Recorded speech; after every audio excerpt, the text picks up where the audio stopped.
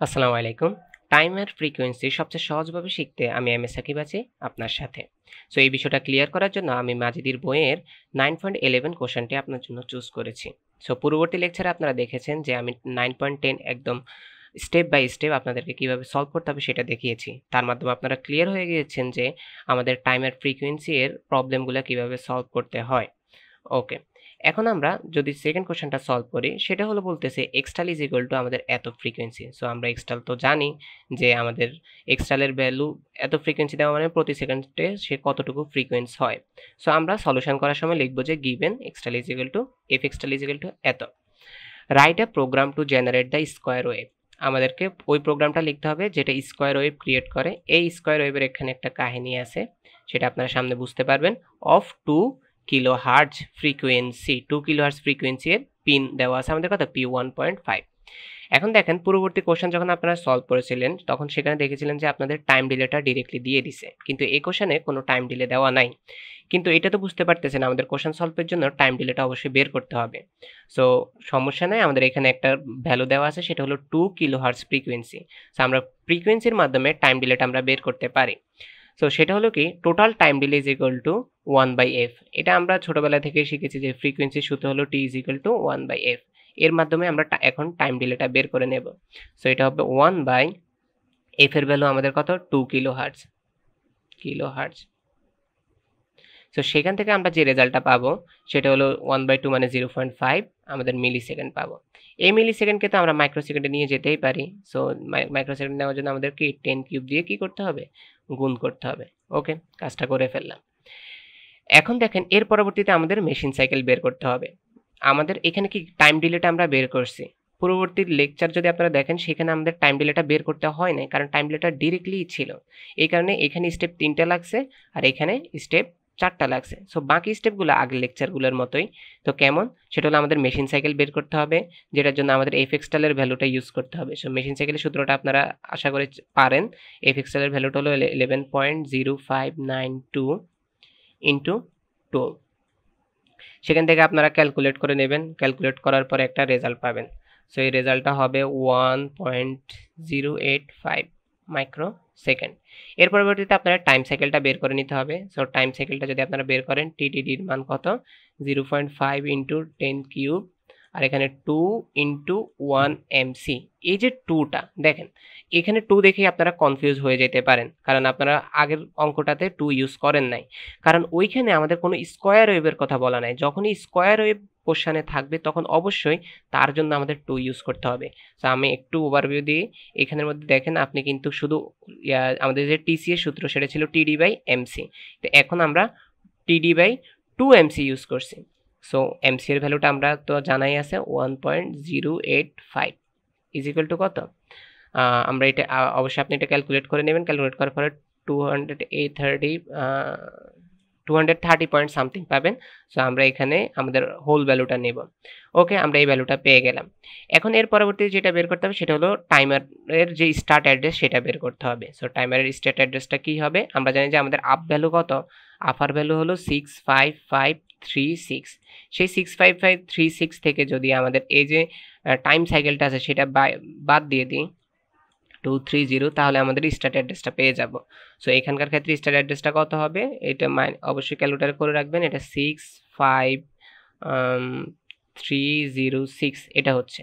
ওকে, এখন এই যে রেজাল্টটা আছে এই রেজাল্টটাকে আপনি কি করবেন, হেক্সাডেসিমেলে কনভার্ট করে ফেলবেন। সো হেক্সাডেসিমেলে যদি কনভার্ট করে ফেলেন সেটা হলো FF1A পাবেন। এখন এই ভ্যালুটার কাজ কি, এই যে সলিউশনটা করলেন এটা কেন করলেন, কারণ আপনার কোশ্চেনে বলছে যে আমাকে ওই প্রোগ্রামটা লিখতে হবে যে প্রোগ্রামটা স্কোয়ার ওয়েভের 2 কিলোহার্টজ ফ্রিকোয়েন্সি জেনারেট করে, মানে হলো আমাদের এত মাইক্রোসেকেন্ড ডিলেটা দেয় সেটা আর কি। এখন যেটা বিষয় সেটা হলো আমাদের স্টার্টিং অ্যাড্রেসটা প্রয়োজন এই বিষয়টা বাইর করতে হলে। সো এই কারণে আমরা প্রথম অঙ্ক করে স্টার্টিং অ্যাড্রেসটা বের করে নিলাম।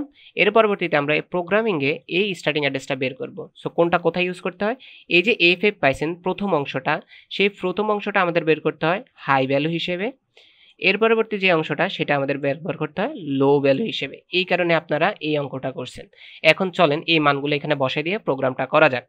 প্রথমে আপনি কি করবেন, পোর্ট নাম্বারটা ক্লিয়ার করে নেবেন। সিএলআর এখানে সলভে দেওয়া নাই, ক্লিয়ার পোর্ট 1.5। পোর্ট 1.5 অবশ্যই এটা লিখলেন। লেখার পরে আরেকটা বিষয়, ক্লিয়ারটা না লিখলে হয়, এই কারণে এখানে সলিউশনটাতে লেখা নাই। সো ভালো অভ্যাস হলো ক্লিয়ার করে নেওয়া। এর পরবর্তীতে টি মডের কথা দেখেন, মুভ টি মড 10h। সো আপনারা জানেন যে কখন আমরা 10 ইউজ করি, যখন আমরা টাইমার 1 ইউজ করি।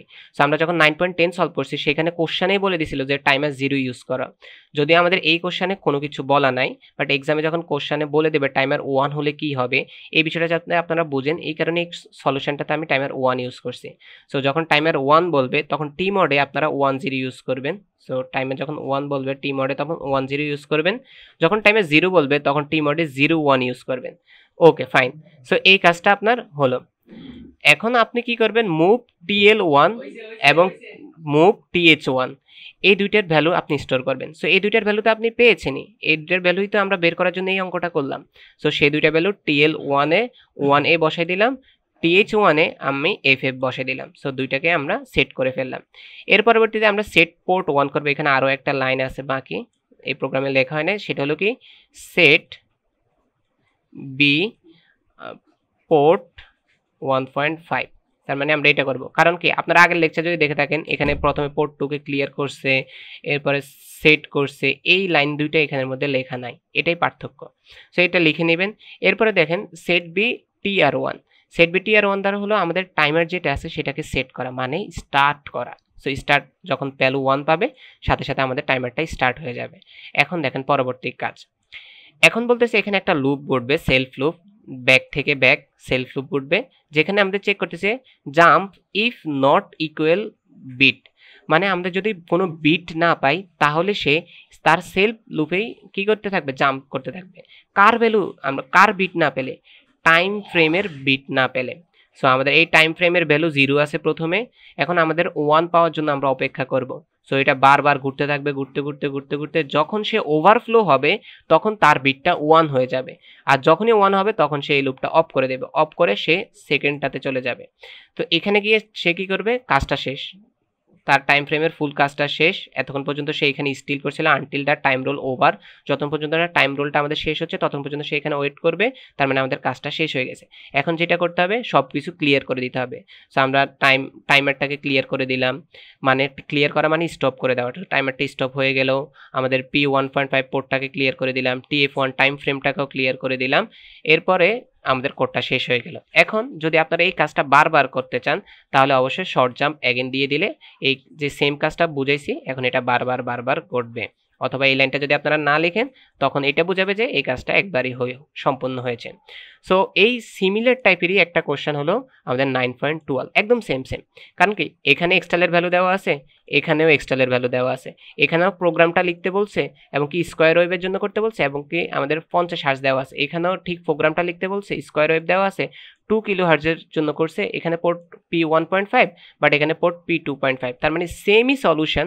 আপনারা একদম এইভাবে সলিউশনটা করবেন, করে আমাকে কমেন্ট সেকশনে জানাবেন আপনারা করছেন কিনা, কিন্তু মানগুলো একটু ডিফারেন্ট। সো মানগুলো ডিফারেন্ট মান বসায় রেজাল্ট কী আসে সেটা আমাকে অবশ্যই জানাবেন, যে আপনাদের টাইম স্টার্ট অ্যাড্রেস কী আসে সেটা বলবেন। ওকে, আশা করি আপনারা এই লেকচারের মাধ্যমে টাইম ফ্রেমটা ক্লিয়ার হয়ে গেছেন। এক্সামে আমাদের যেটা দেখা যায়, এই অধ্যায় থেকে যদি কোশ্চেন আসে হয় 9.10 9.11, যেহেতু দুইটা টাইপের কোশ্চেন মানে সবচেয়ে বেশি ইম্পর্টেন্ট, তার মানে এই দুইটার মধ্যে বেশিরভাগ আসার মানে পসিবিলিটি থাকে। সো এই দুইটা কোশ্চেন অবশ্যই আপনারা সলভ করার ট্রাই করবেন। সবাই ভালো থাকবেন, আসসালামু আলাইকুম।